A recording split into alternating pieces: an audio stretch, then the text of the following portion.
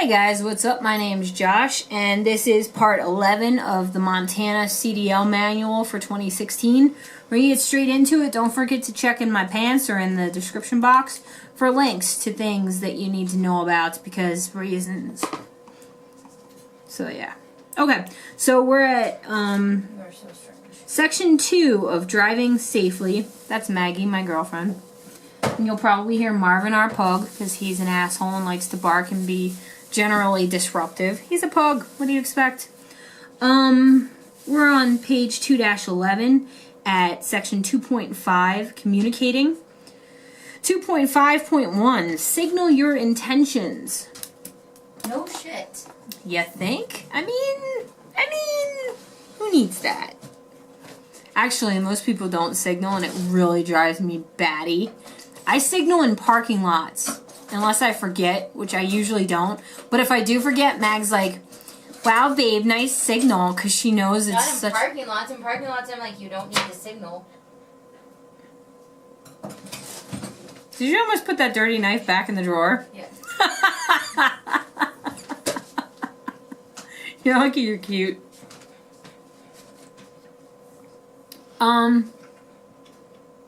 So yeah, basically, other drivers can't know what you're going to do unless you tell them. Signaling what you intend to do is important for safety. Here are some general rules for signaling. Turns. There are 3 good rules for using turn signals. Signal early. Signal well before you turn. It is the best way to keep others from trying to pass you. Signal continuously. You need both hands on the wheel to turn safely. Don't cancel this signal until you have completed the turn. Cancel your signal. Don't forget to turn off your turn signal after you've turned if you don't have self-canceling signals. This is epic advice.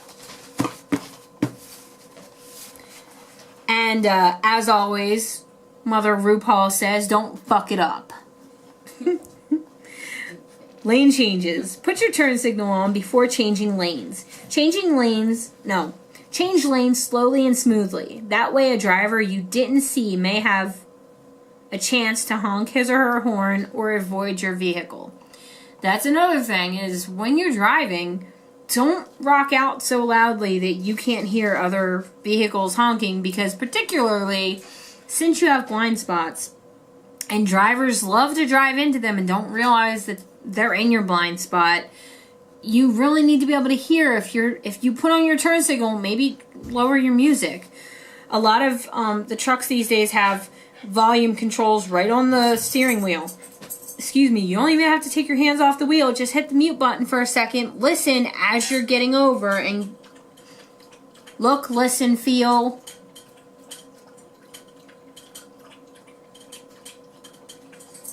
There was another one, but I forget what it is.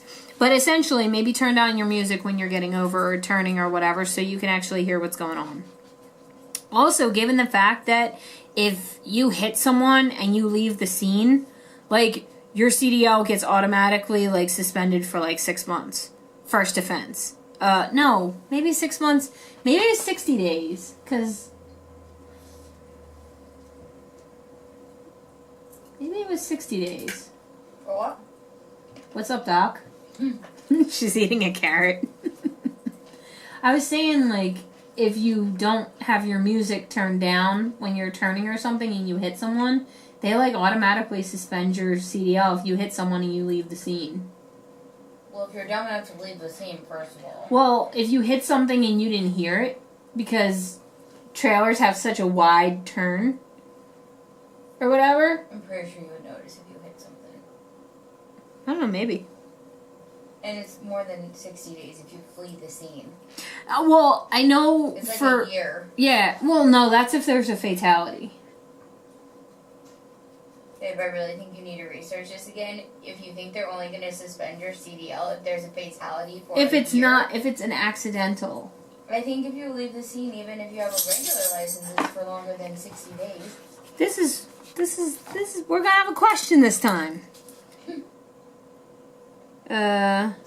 Hit and run CDL suspension time. So it's considered a hit and run even if you didn't know, because you can't really prove what you did or didn't know.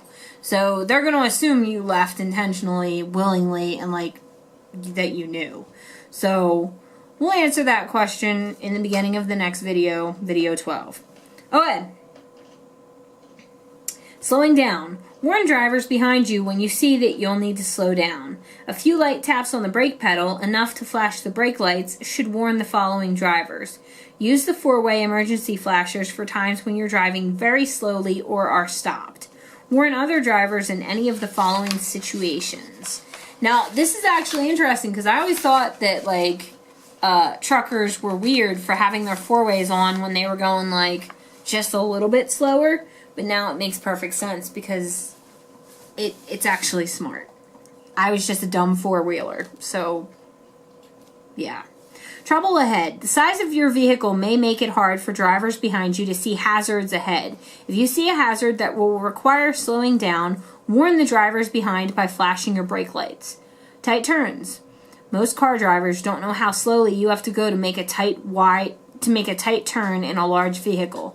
Give drivers behind you warning by braking early and slowing down gradually. Stopping on the road. Truck and bus drivers sometimes stop in the roadway to unload cargo or passengers or to stop at a railroad crossing. Warn following drivers by flashing your brake lights. Don't stop suddenly. Driving slowly. Drivers often do not realize how fast they are catching up to a slow vehicle until they are very close. I myself have been guilty of this many a time. And Maggie's like, babe!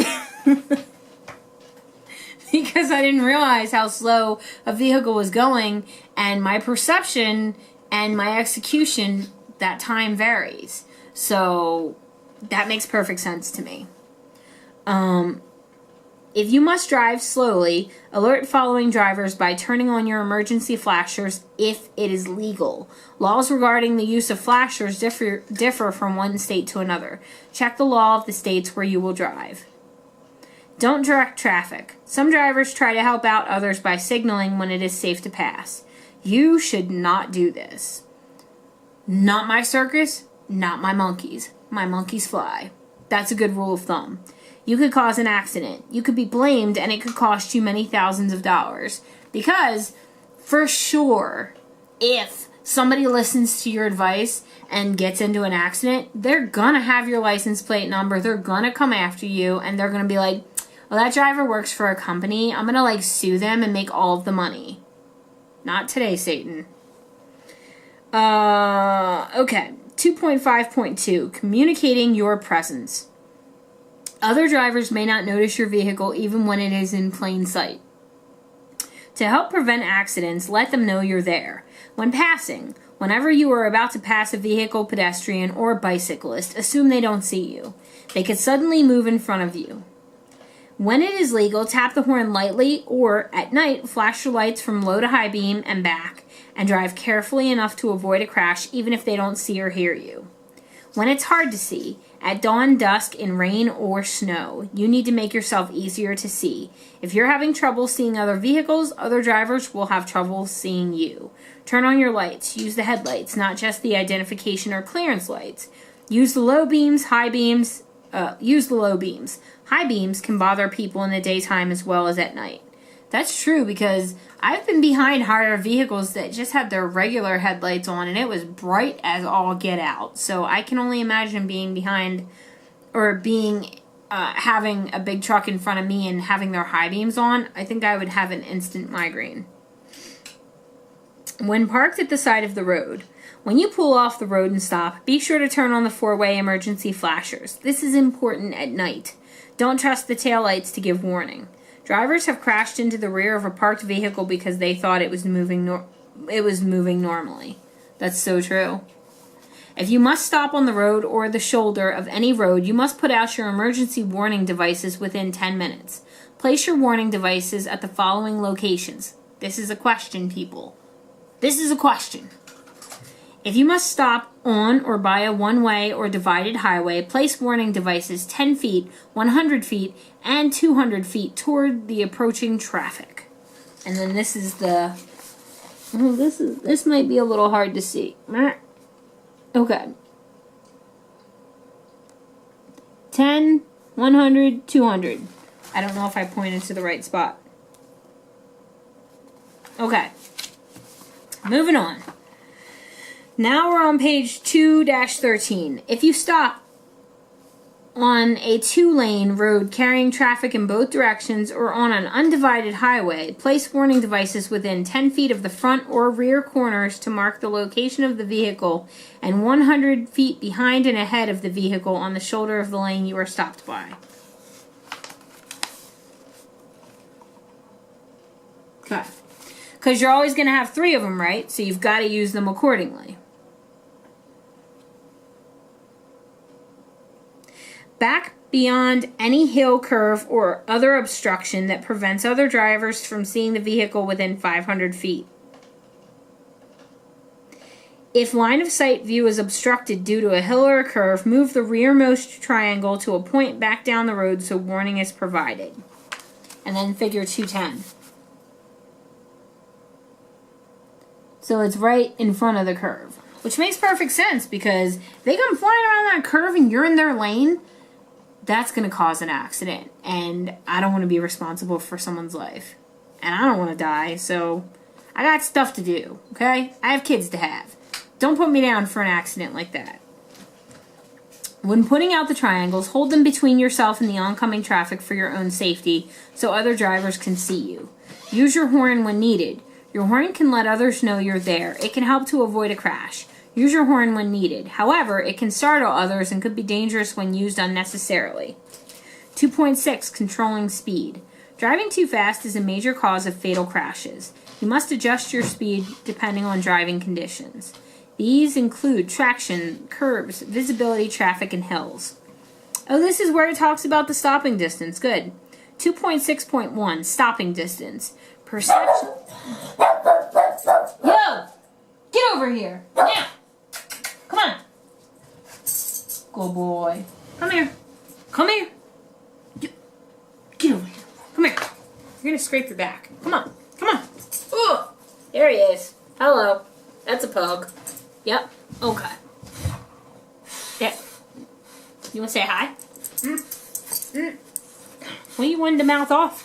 Now you get to be on camera. Ooh, your breath. Say hi. Say hi. You're crazy. You're crazy. You know that? Crazy boy. Oh, hush your face. Go get your mama. Go get her. Go get your mama. Hey, go. Go. Get up on the bed. Babe, climb, please. Come here. Go get her. Okay. Okay. Perception distance. Shut up! You have the spray bottles, both of them over on the same table. Perception distance plus reaction distance plus braking distance equals total stopping distance. This is like some algebra stuff, but let's go through it because it's actually interesting. Perception distance, and this is actually one of the questions that it's going to be multiple choice, but they're going to ask like what makes up total stopping distance, and then they'll show you examples. So this is a question you could get. Perception distance is the distance your vehicle travels in ideal conditions from the time your eyes see a hazard until your brain recognizes it. Keep in mind certain mental and physical conditions can affect your perception distance. It can be affected greatly depending on visibility and the hazard itself. The average perception time for an alert driver is 1 3/4 of a second. 1 3/4 seconds. Whatever. It's under 2 seconds, but just barely. At 55 miles per hour, this accounts for 142 feet traveled, which is like kind of mind-blowing that you're traveling that far before, like, you're seeing things and your mind's not even aware of them for like 142 feet. That's huge to me. Reaction distance. The distance you will continue to travel in ideal conditions before you physically hit the brakes in response to a hazard seen ahead. The average driver has a reaction time of 3/4 of a second to 1 second. At 55 miles per hour, this accounts for 61 feet traveled. So you see it, your brain has to acknowledge it, and then you stomp on the brake. What? That's like... I never realized this, really. I should have, but I didn't. Braking distance. The distance your vehicle will travel in ideal conditions while you are braking. At 55 miles per hour on dry pavement with good brakes, it can take about 216 feet. Total stopping distance. The total minimum distance your vehicle has traveled in ideal conditions with everything considered, including perception distance, reaction distance, and braking distance, until you can bring your vehicle to a complete stop. At 55 miles per hour, your vehicle will travel a minimum of 419 feet. That's sobering. As much as I joke around, I don't know how I would live with myself if I hurt someone. Like, I don't honestly know how I would be able to deal with that. So, like, this is seriously, like, wow. So,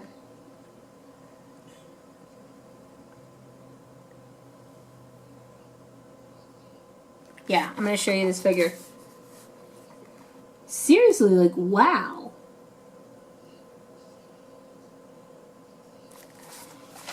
And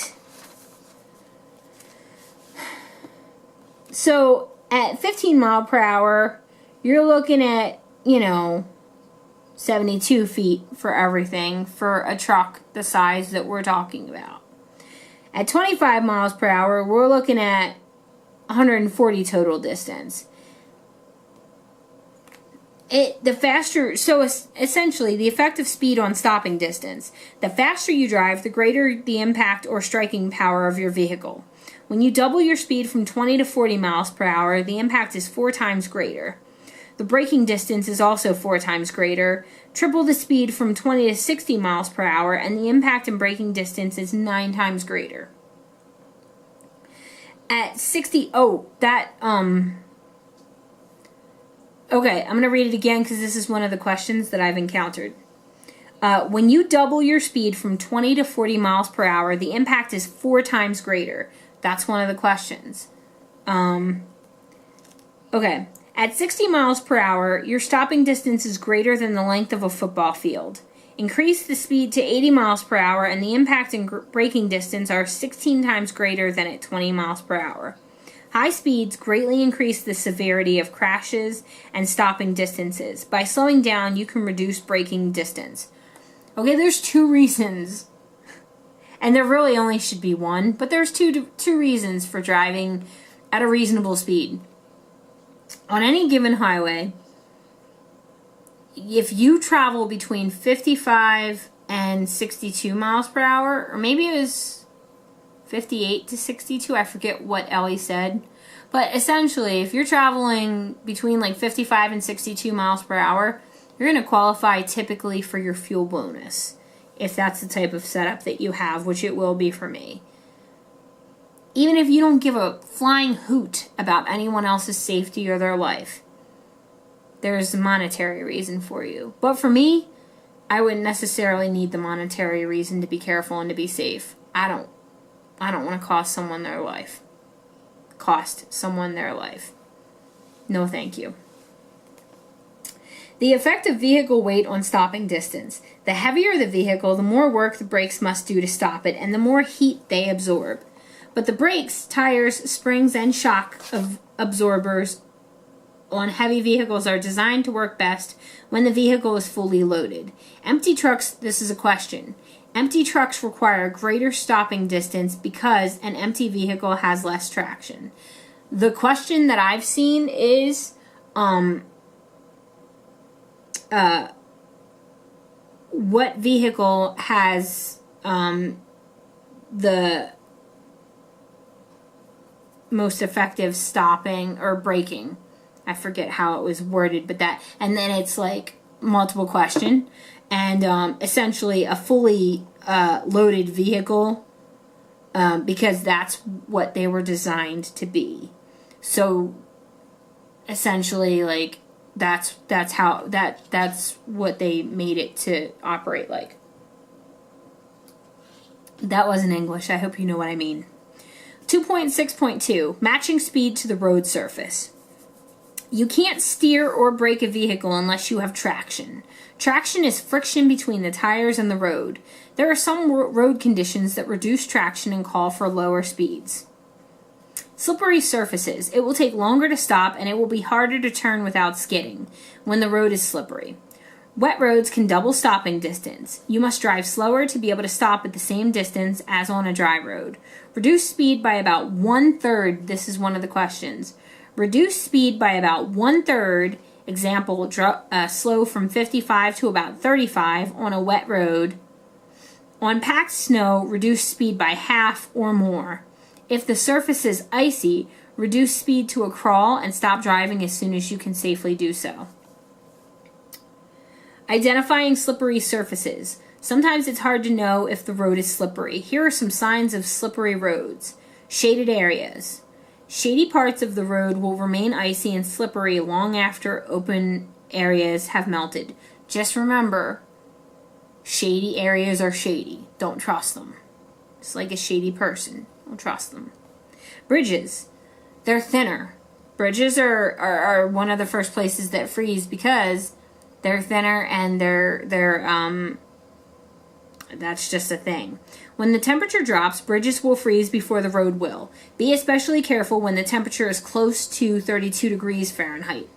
Melting ice. Slight melting will make ice wet. Wet ice is much more slippery than ice that is not wet.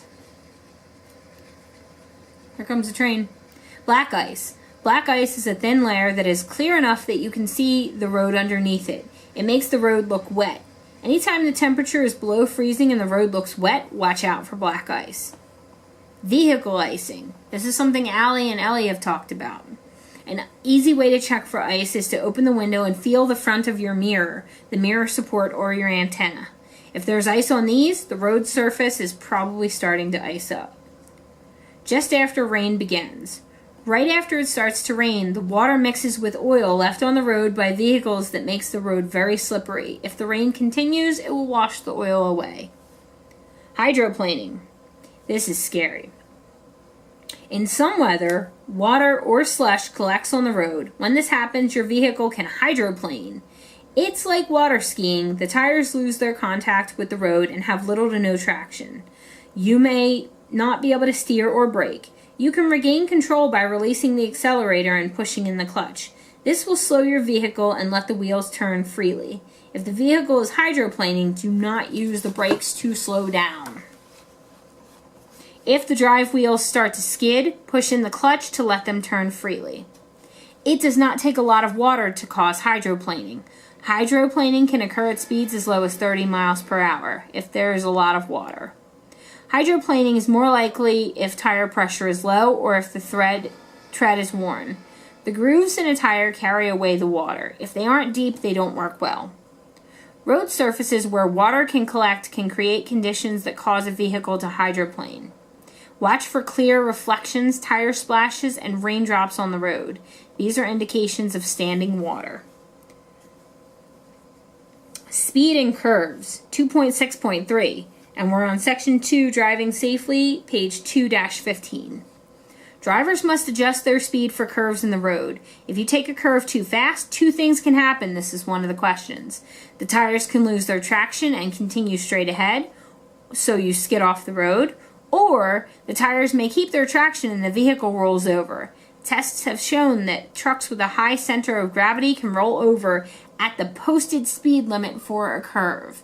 So essentially, you want to slow down when you're going around curves, which is why that one question says downshift when you're entering a curve.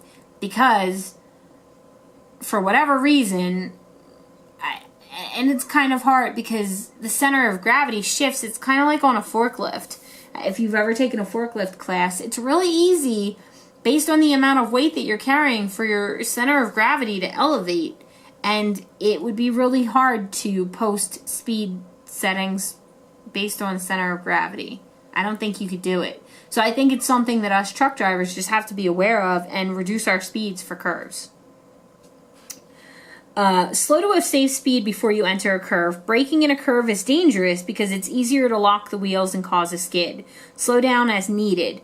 Don't ever exceed the posted speed limit for the curve. Be in a gear that will let you accelerate slightly in the curve. This will help you keep control. We've got enough time for this next section. 2.6.4, speed and distance ahead.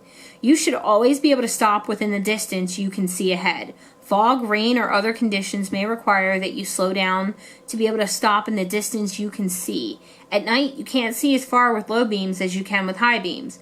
When you must use low beams, slow down. Makes perfect sense to me. And we're going to stop here because we're coming to the end of the time for this video. We do have a question about this hit and run CDL suspension time. I'm going to look that up before the next video and address it in the beginning of video number 12. So I want to thank you guys for spending the time with me. I'm enjoying it. I get a little punchy sometimes because sometimes I get bored even as I'm talking about this. But you guys are certainly helping me and I appreciate it. If I said anything that was incorrect or if I said anything that you have questions about, let's talk about it. Open a dialogue and leave me a comment. Other than that, I'll see you in the next video. Thanks, guys.